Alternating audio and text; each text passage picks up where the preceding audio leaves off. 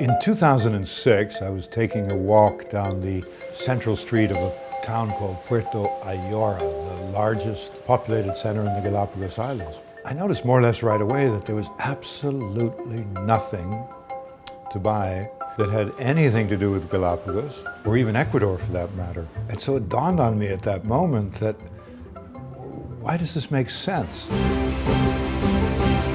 mean, there's all these people who live in the Galapagos Islands, in about 3 or 4 small communities. And wouldn't there be an opportunity for them to produce artifacts that would be of interest to all the visitors that came to the islands, rather than just importing everything from outside? And I guess it was during that walk that the idea of an artisan fund really began.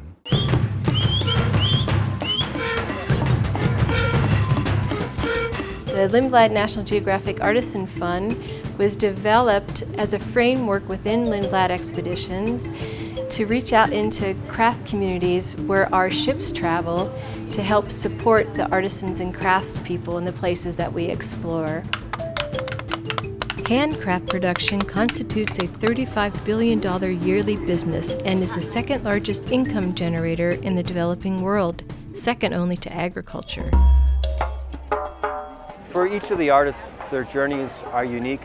The overwhelming majority of our artists are coming from countries that average between $3 and $6 US a day. That's what they're used to living on. This is a handmade textile. There are thousands of people in these marginalized groups who participate in the artisan sector, most of them women, and it is universally recognized that if you can positively impact the lives of women in these communities, you can change the world.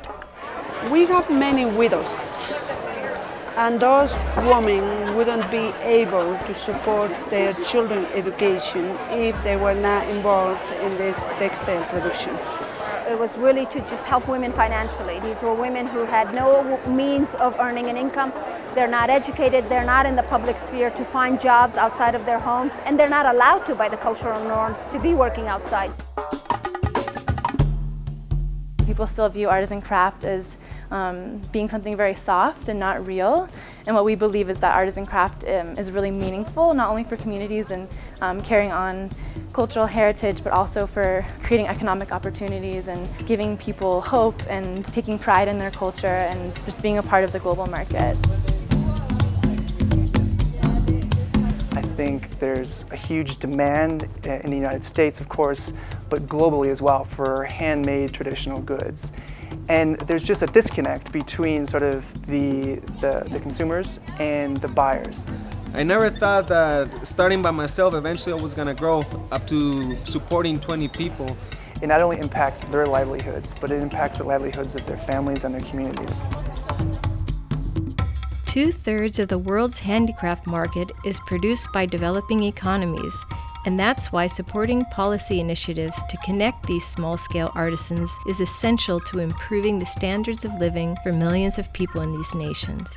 This is not just an economic transaction, it's a catalytic moment. And entire communities are being changed because of this purchase of a world-class piece of folk art.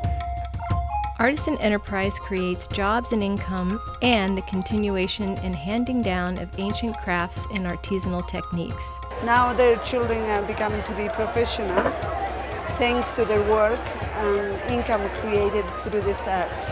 As the world moves forward, I'm proud to say that we're no longer waiting and begging for the world to feed us, but instead using our very traditional skills to not only retain and revive our own beautiful traditional artwork, but also in the process feed our families, educate our families, make our lives better than it was yesterday.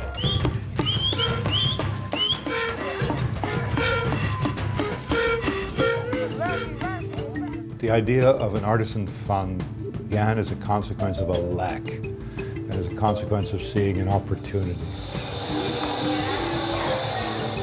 The Lindblad-National Geographic Artisan Fund focuses its efforts at the nexus where conservation, craft development, and handcraft production meet. Its purpose is to provide support to a variety of communities around the world to develop their craft potential more effectively, safely, and successfully. Two of our most prolific Artisan Fund programs to date focus on adaptively reusing glass and paper waste, giving this waste a second life in the form of craft souvenirs for tourists to purchase and enjoy.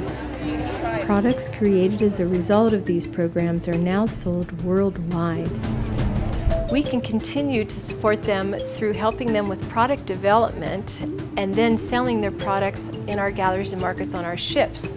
And this is an extraordinary opportunity to be able to help artisans in the long term. From my perspective, I see great potential and value in the artisan sector.